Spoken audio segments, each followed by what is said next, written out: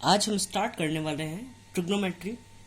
Trigonometry का मतलब होता है मेजरमेंट ऑफ थ्री एंगल।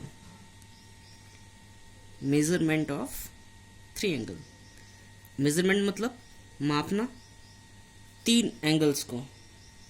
अब एक क्वेश्चन आपके मन में आएगा, कौन से तीन एंगल, कौन से थ्री एंगल के बारे में बात कर रहे हैं हम बात कर रहे हैं राइट एंगल ट्रायंगल के तीनों इंटीरियर एंगल के बारे में।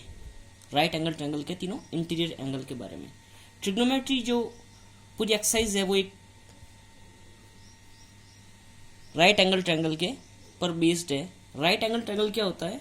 बेसिकली ऐसा ट्रायंगल जिसका एक जो एंगल होता है वो 90 डिग्री यानी राइट एंगल हो, उसे हम राइट एंगल ट्रायंगल कह देते हैं। जिसका एक जो एंगल है, इंटीरियर एंगल है, वो 90 डिग्री होना चाहिए, यानी कि राइट एंगल होना चाहिए, जिसे हम बोल देते हैं राइट एंगल ट्रायंगल। ये पूरी की पूरी एक्सरसाइज इस राइट एंगल ट्रायंगल पर बेस्ड है। इसका एक जो है ये 90 डिग्री हो गया और बाकी बचे हुए दो एंगल इसके होते हैं। अब इसमें जो 90 डिग्री के सामने वाली साइड होती है उसे हम बोलते हैं हाइपोटेनस। बाकी दो में से जो है एक बेस और एक परपेंडिकुलर होता है। अब जिस एंगल को हम थीटा ले रहे हैं उसके जो सामने वाली साइड है उसे हम बोल देंगे परपेंडिकुलर, और बची भी जो साइड है वो हो जाएगी बेस। अब आपके मन में क्वेश्चन आएगा कि थीटा क्या है?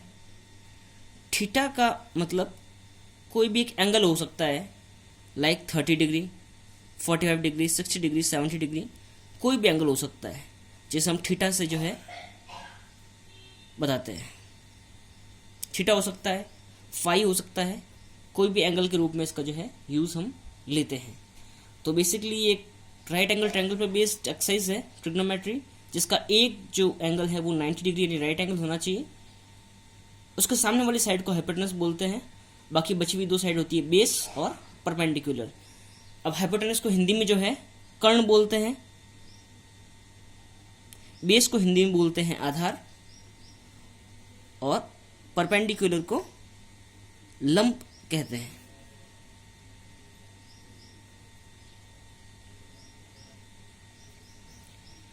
अब आगे इस एक्सरसाइज से बढ़ने से पहले मैं बता देता हूं मैं आपको चीजें।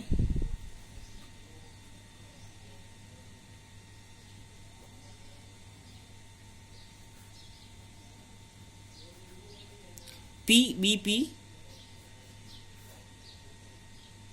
H H B. अब आप बोलोगे कि ये क्या है? ये फॉर्मूला याद करने की एक ट्रिक है।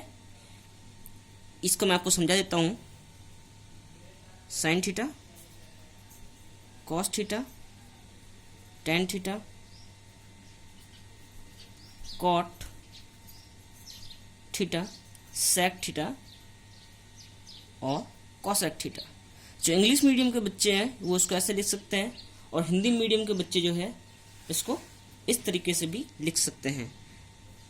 एल ए एल के ए, लाल बट्टा कक्का जिसे बोलते हैं। लंब आधार लंब, कर्ण कर्ण आधार। जिस तरह ठीक इंग्लिश मीडियम वाले बच्चे लिख सकते हैं perpendicular base, perpendicular hypotenuse, hypotenuse base, और हिंदी मीडियम वाले बच्चे लंब आधार लंब, कर्ण कर्ण आधार। जैसे इंग्लिश मीडियम पढ़ा था ये हो जाएगा sine theta, cos theta, tan theta,